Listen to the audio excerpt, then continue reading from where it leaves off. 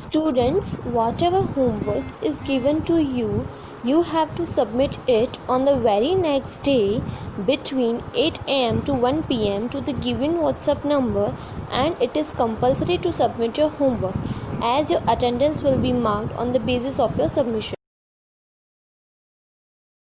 Hello, good morning students. How are you? All are fine? Alloy, it is the mixture of two metals, metal with metal, metal को metal के साथ mix करेंगे और metal with non metal, metal with non metal.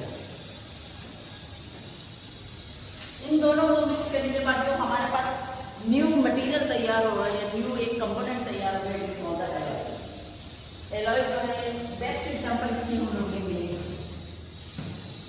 Brass.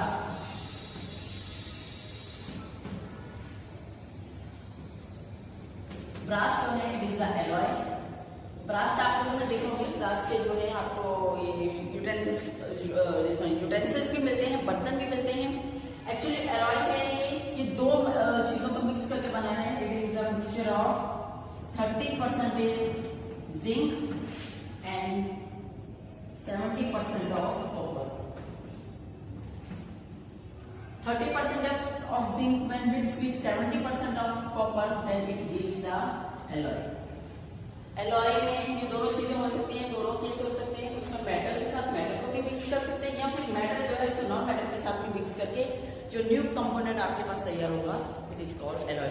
घर पे आपने देखा होगा कई बार हम लोग रेलिंग बनाते हैं, विंडोज की रेलिंग होती है या आप स्टेयर्स की सीढ़ियों की रेलिंग बनाते हैं, स्टेनलेस स्टील होती है। ब्लेड जो हम लोग यूज करते हैं, it is the stainless steel, they are the alloys. वो एक से ज्यादा मिक्सचर है किसका, या तो मेटल के साथ मेटल मिक्स होगा या फिर मेटल के साथ नॉन मेटल मिक्स होगा। Now come to the next page.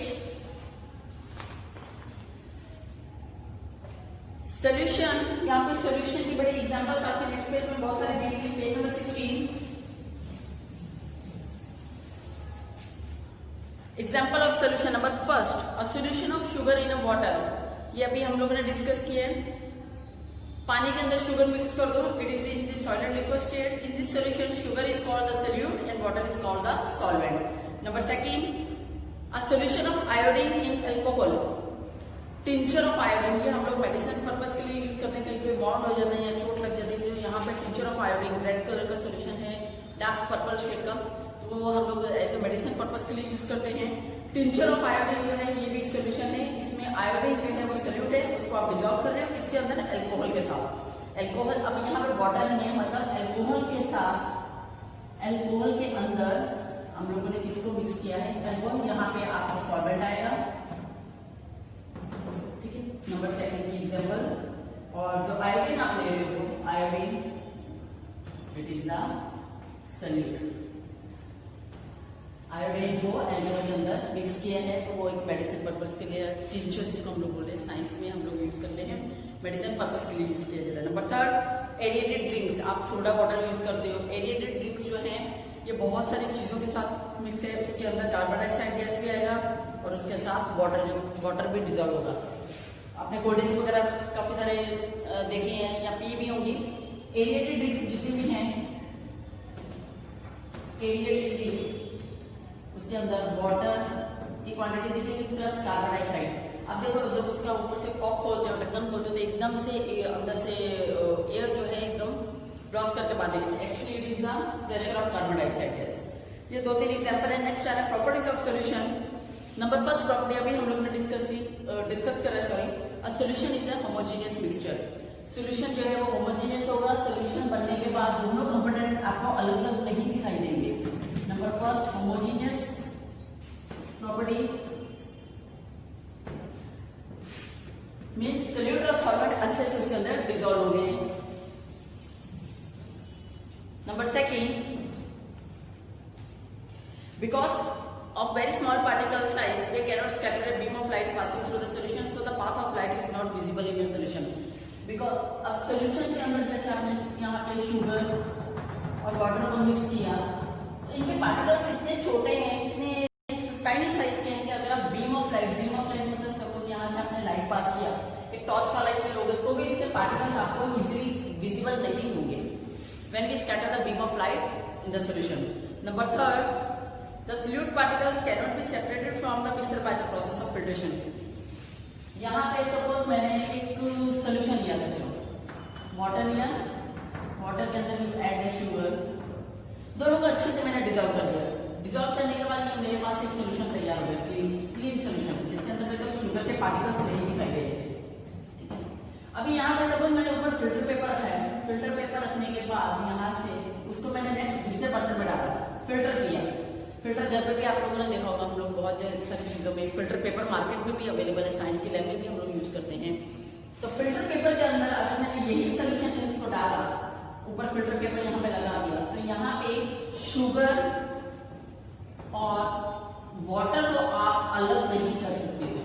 ऐसा नहीं कि फिल्टर पेपर के अंदर ही आपने सारा मटेरियल इसके अंदर डाला दूसरे बर्तन में या दूसरे जार में या दूसरे कहीं पे भी दूसरे यूटेंसिल्स में डाला, तो फिल्टर पेपर के ऊपर शुगर और वाटर आपको अलग दिखाई दे रहा नहीं, it can not B filter. दोनों के दोनों चीजें अच्छी तरह यूनिफॉर्मली कंपोनेंट्स उनके मिक्स हो चुके हैं, वो यूनिफॉर्मली एक दूसरे के साथ हैं, होमोजेनियस मिक्सचर बन चुका है, इसलिए यहाँ पे ऐसे कभी नहीं होगा कि वापस आपको फिल्टर पेपर के ऊपर शुगर के पार्टिकल्स दिखाई देंगे। So these are the properties. Now come to the next, concentration of solution 2.2.1। Concentration of solution means कोई भी सॉल्यूशन जो है उसके अंदर अगर आपने वाटर के अंदर किसी चीज के अंदर भी डिजॉल्व किया है तो उसके अंदर उसकी सॉल्यूट की या उसके सॉल्वेंट की कितनी कंसंट्रेशन आ रही है, कंसंट्रेशन मतलब वो कितना घना है। तो इसको फाइंड करने के लिए हम लोग यहाँ पे पेज नंबर 16 पे they are giving the 3 formulas. Number first, mass by mass percentage of solution. Number first, mass by mass percentage.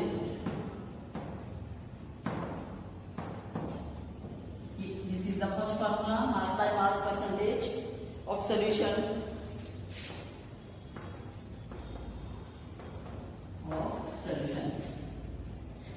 Mass by mass percentage means solute का मास लेंगे, सॉल्वेंट का मास लेंगे, क्योंकि अब इसके साथ परसेंटेज का कैलकुलेशन आ रहा है इसलिए इसको हम लोग हंड्रेड्स का साथ ही कैलकुलेट करेंगे। मास बाय मास किसका, सॉल्यूट का और सॉल्वेंट का मास लेंगे दोनों का और उसको 100 के साथ परसेंटेज करेंगे, तो ये फार्मूला हमारे पास रेडी है।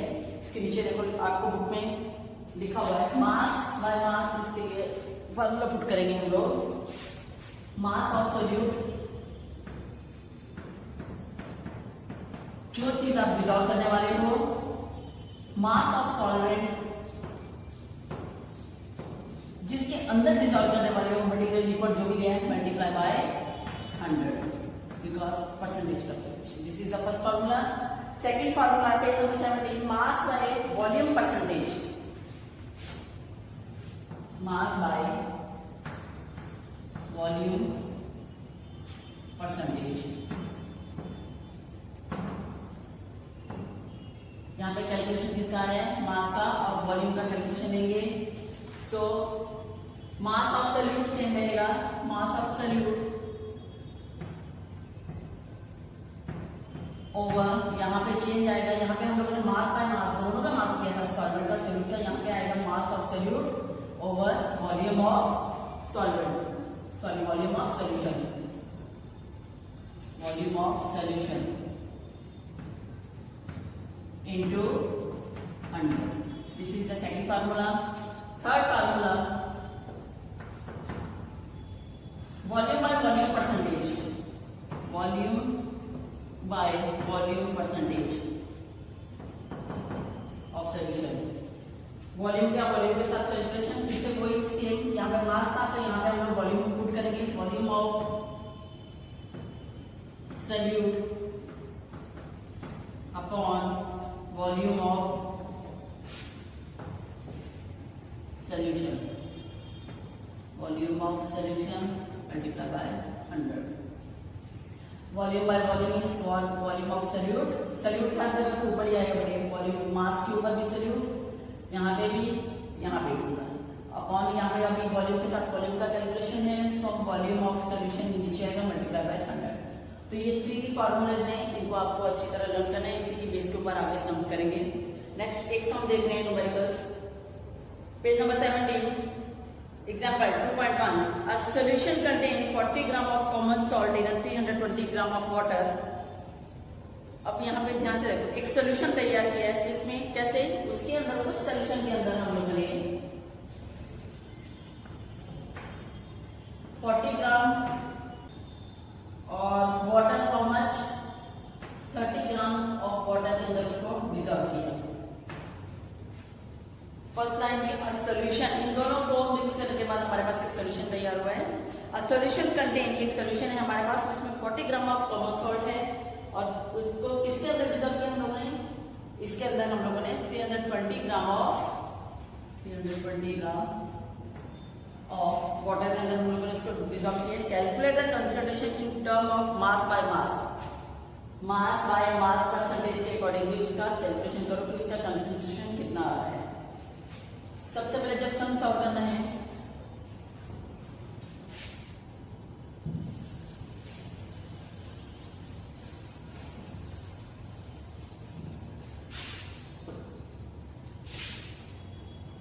सॉल्यूशन है उसके अंदर आपने 40 ग्राम ऑफ सॉल्ट डाला, सोडियम क्लोराइड, और पानी की क्वांटिटी उसके अंदर थी टोटल 320 ग्राम ऑफ वाटर। ये दोनों ने मिक्स होकर हमारे पास एक सॉल्यूशन बना दिया। अब यहाँ पे क्या करना है, उन्होंने बोला कि मास बाय मास परसेंटेज निकालो। मास by mass means put the formula mass of solute upon mass of solvent multiply by 100। Mass of solute, सबसे पहले यहाँ पे हम लोग उसको सिंबल में लिखेंगे, मास ऑफ सॉल्ट, कौन सा, सोडियम क्लोराइड, इन ग्राम्स कितना लिया, how much 40 gram equal to 40 gram. Mass of solvent, this is called solute, mass of solvent, water कितना था जिसके अंदर आपने डिसॉल्व किया, it is the 320 gram. Now put this one formula, mass by mass percentage, mass of solute upon mass of solvent multiply by 100। Mass of solute is what 40 gram upon mass of solvent is 320 upon multiply by 100। इसके बाद आप इसको cutting में लोगे या calculation में लोगे, total answer becomes 11.1, 7%। तो ये हमारे पास उसका मास बाय मास परसेंटेज निकल आया इसका सॉल्यूशन का। Next topic is what is suspension 2.2.2।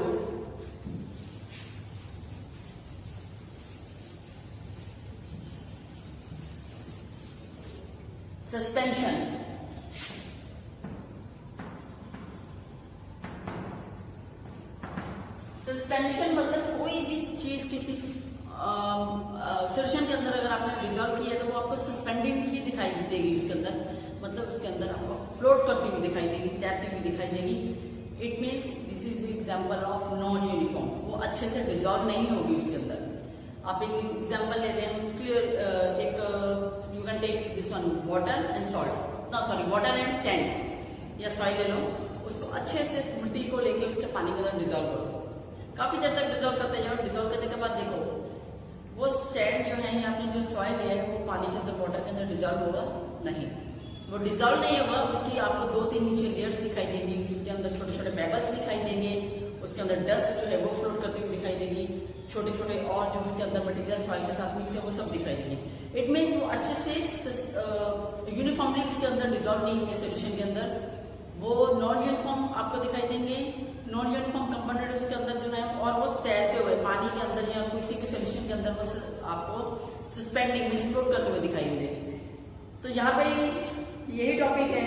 It is सबसे पहले तो यहाँ पे सस्पेंशन से ये क्लियर है कि किसी भी सॉल्यूशन जो आप ले रहे हो, कोई भी सॉल्यूशन, आपने वाटर लिया या कुछ भी है, उसके अंदर अगर आपने कोई ऐसा सॉल्यूट डाला है जो अच्छे से मिक्स नहीं हो रहा है, मैंने सॉइल लिया था, सॉइल के साथ वाटर को मिक्स किया तो सॉइल जो है अच्छे से मिक्स नहीं होगी, यहाँ पे उसके अंदर छोटे छोटे आपको पेबल्स, उसके पार्टिकल्स सब आपको फ्लोट करते हुए दिखाई देंगे। It means it is the heterogeneous. सबसे पहले तो ये कॉन्सेप्ट क्लियर हो गया, ये हेट्रोजीनियस है, नॉन यूनिफॉर्म है, इसके कंपोनेंट्स जो हैं एक दूसरे के साथ कंपोनेंट नहीं दिखा रहे हैं, नॉन यूनिफॉर्म इसके अंदर आ रहा है। नाउ प्रॉपर्टीज ऑफ सस्पेंशन, इसके अंदर एक और सेकंड पॉइंट हम लोग बोलेंगे कि इसके ये जो है मटेरियल सस्पेंशन, इसके अंदर सोल्यूट पार्टिकल्स जो है वो डिसॉल्व नहीं होंगे, do not dissolve, does not dissolve. Solute particles it does not dissolve. अब यहाँ पे इसका प्रॉपर्टीज आ रही है। Properties of suspension, number first, it is a heterogeneous mixture. वो तो नेचुरली क्लियर ही हो गया कि वो चीज अच्छे से मिक्स नहीं हो रही है, यूनिफॉर्मली उसका आपको वो सोल्यूशन नहीं दिखाई दे रहा है, तो then it is heterogeneous. Number second, the particle of suspension can be seen with a naked eyes. ये सॉइल के जितने भी पार्टिकल्स हैं आप उसको सीधा डायरेक्टली आइज से देख सकते हो। आपको माइक्रोस्कोप इतने छोटे नहीं है, टाइनी पार्टिकल्स नहीं है that we can use the microscopes। आपको इलेक्ट्रॉन माइक्रोस्कोप या दूसरे माइक्रोस्कोप के यूज करना पड़ेगा देखने के लिए। आपको इजीली वो पार्टिकल्स फ्लोट करते हुए दिखाई देंगे। Number third, the particles of suspension scatter a beam of light passing through it and make its parts visible. अगर आप यहाँ से बीम ऑफ लाइट पास कर रहे हो, फॉर एग्जाम्पल आपने यहाँ से टॉर्च लिया है, टॉर्च में से वो जो लाइट है अगर आपने इसे सोल्यूशन के ऊपर फॉल किया तो वो टॉर्च का लाइट बीम ऑफ लाइट जो पास कर रहे हो उसके साथ आपको ये सोल्यूशन के अंदर जो पार्टिकल्स है वो इजीली क्लियर दिखाई देंगे। When we pass the beam of light, these tiny particles we can see with the help of naked eyes easily. And last one, the solute particles settle down when the suspension is left undisturbed. अगर आप इस solution को आपने अच्छे से stir कर दिया, हिला दिया, थोड़ी देर के बाद उस सोल्यूशन को वहीं पे रखो।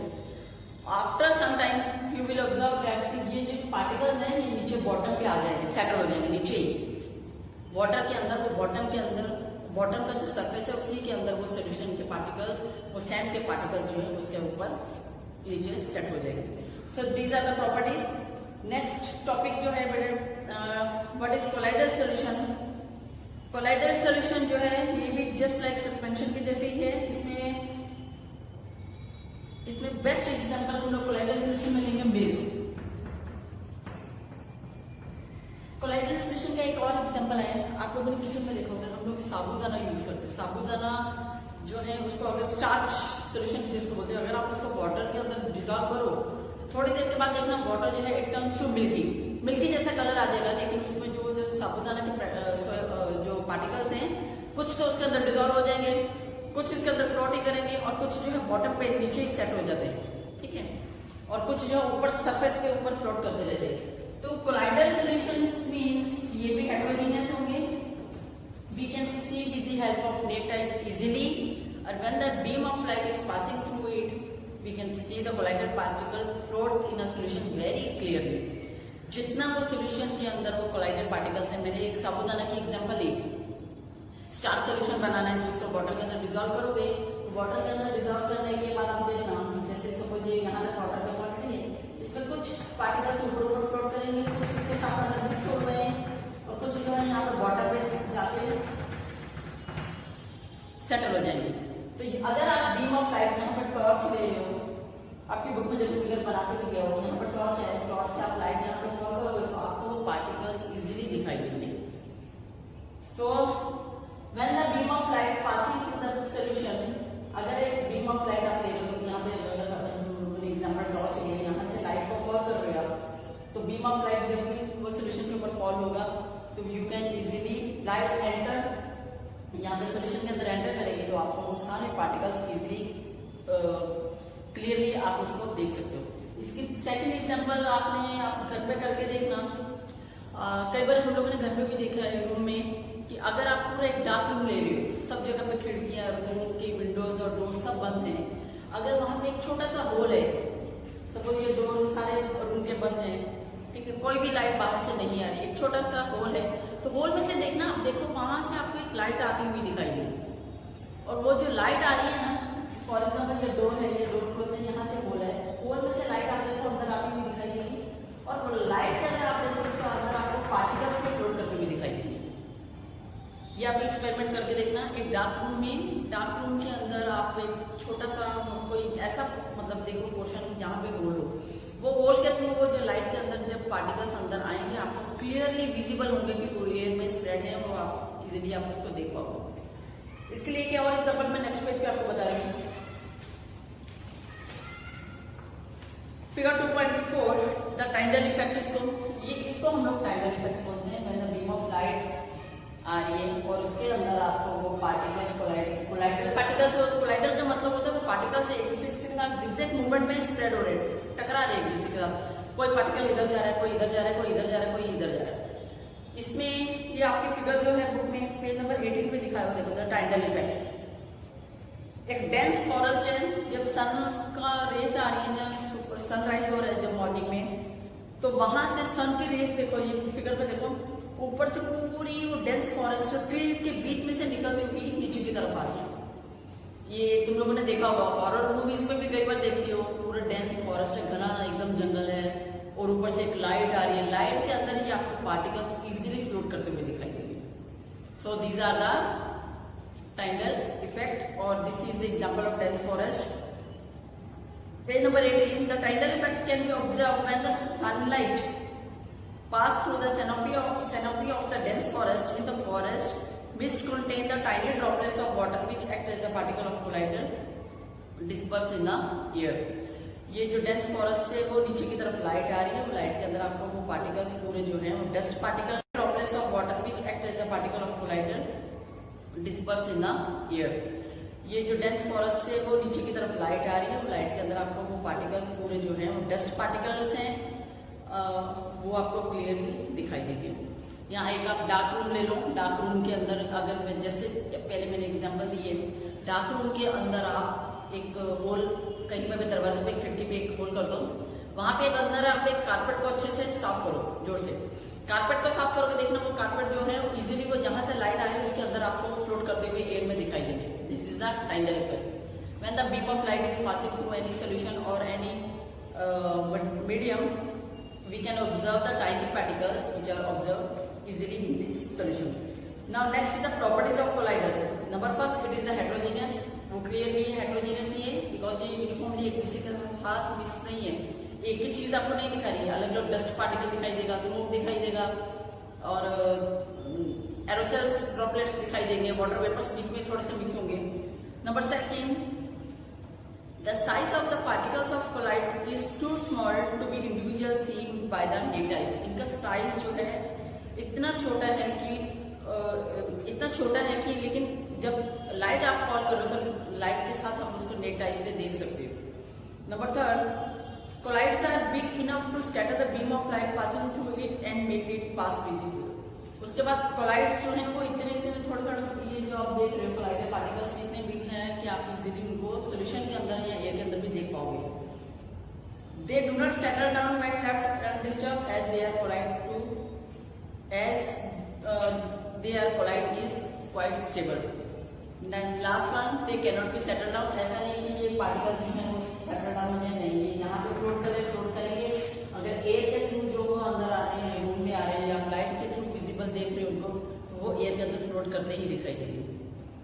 तो बेटे यहाँ पे हमारा ये टॉपिक फिनिश हो रहा है। नेक्स्ट टॉपिक जो है separation of components of mixture, इसको हम लोग नेक्स्ट लेक्चर में कंटिन्यू करेंगे। ये टॉपिक का हेडिंग जैसे मालूम पड़ रहा है कि separation the component of mixture.